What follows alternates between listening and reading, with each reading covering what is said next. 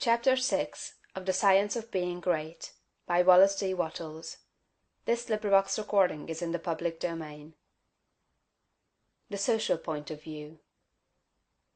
Without faith, it is impossible to please God, and without faith it is impossible for you to become great. The distinguishing characteristics of all really great men and women is an unwavering faith.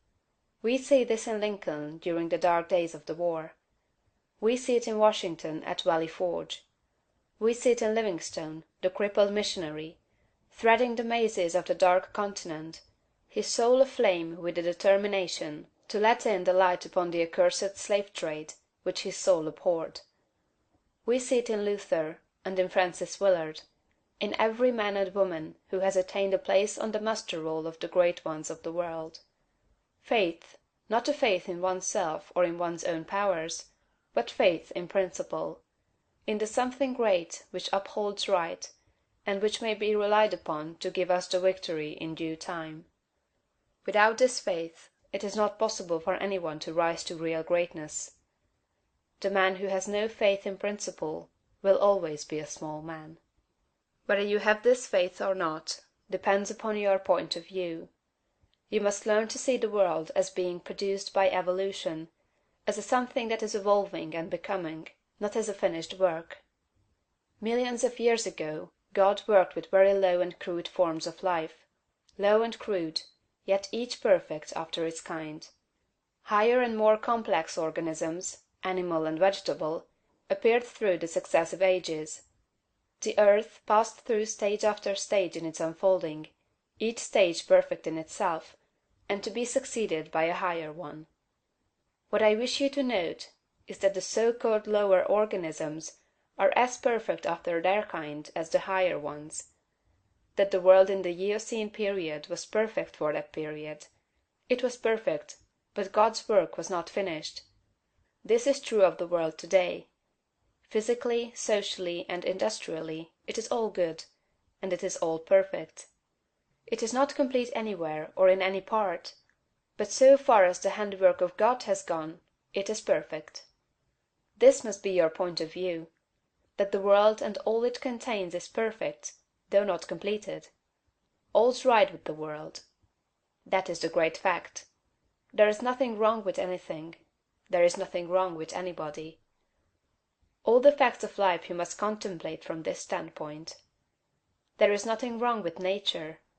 Nature is a great advancing presence working beneficently for the happiness of all. All things in nature are good. She has no evil. She is not completed, for creation is still unfinished, but she is going on to give to man even more bountifully than she has given to him in the past. Nature is a partial expression of God, and God is love. She is perfect, but not complete. So it is of human society and government. What though there are trusts and combinations of capital and strikes and lockouts and so on?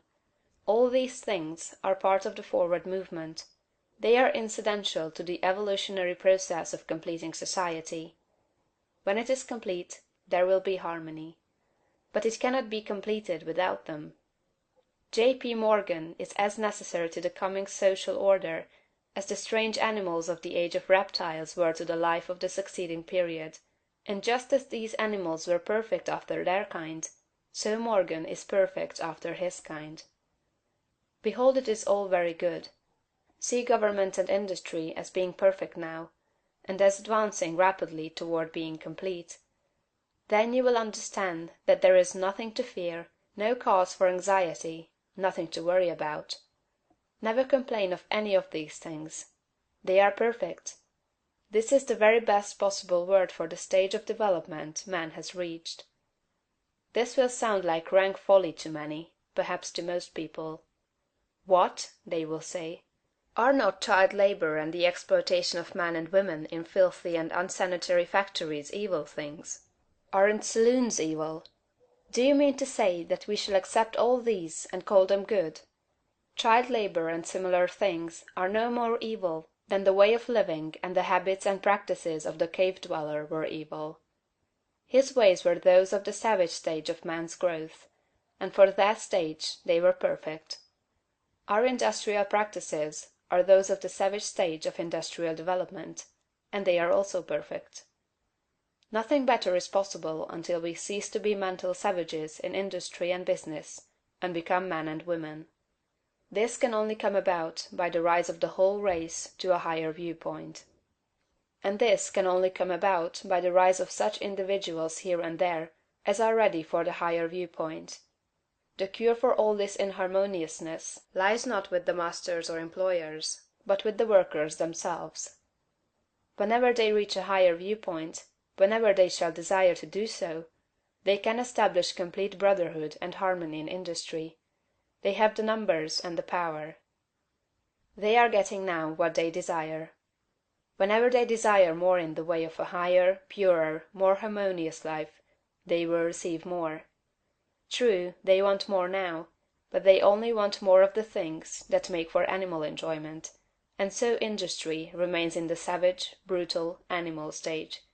When the workers begin to rise to the mental plane of living, and ask for more of the things that make for the life of the mind and soul, industry will at once be raised above the plane of savagery and brutality. But it is perfect now upon its plane. Behold! In fact, it is all very good. So it is true of saloons and dens of vice. If the majority of the people desire these things, it is right and necessary that they should have them. When the majority desires a world without such discords, they will create such a world. So long as men and women are on the plane of bestial thought, so long the social order will be in part disorder, and will show bestial manifestations. The people make society what it is, and as the people rise above the bestial thought, society will rise above the beastly in its manifestations.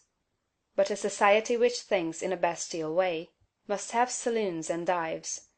It is perfect after its kind, as the world was in the Eocene period, and very good. All this does not prevent you from working for better things.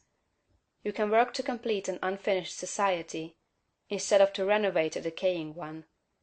And you can work with a better heart and a more hopeful spirit.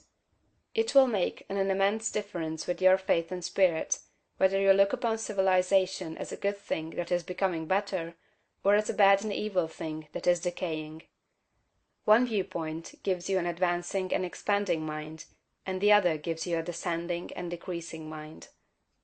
One viewpoint will make you grow greater, and the other will inevitably cause you to grow smaller.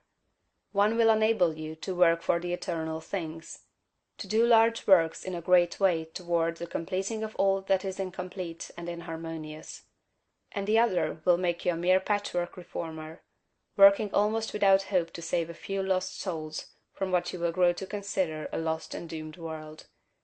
So you see it makes a vast difference to you, this matter of the social viewpoint. All's right with the world, nothing can possibly be wrong but my personal attitude, and I will make that right.